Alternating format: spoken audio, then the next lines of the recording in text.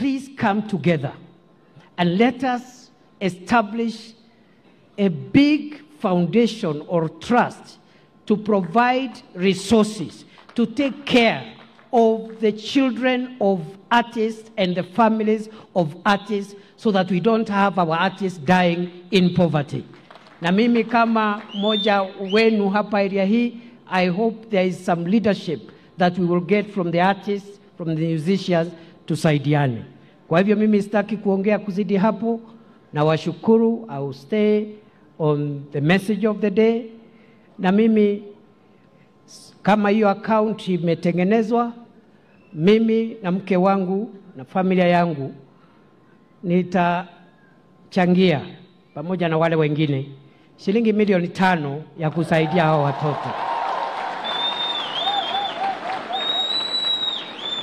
Vile vile na niambiwe the account number, I'll transfer the money immediately.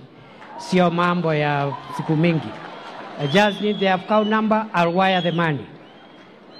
Vile vile wakati nilikuja hapa, nilikuwa njiani, nimepigia rais simu, amenituma pia ni wasalamie, na vile vile amesema katika hiyo trust, kwa sababu nilikuwa nimeongea na mheshimiwa wa Mombi na wale waheshimiwa wa hapa Kawanjiko, na hata tulikuwa na hiyo habari. Kwa hivyo hata rais pia amesema kwa hiyo trust fund ya family ya marehemu dada yetu atachangia kwa elimu ya watoto na shilingi milioni 5.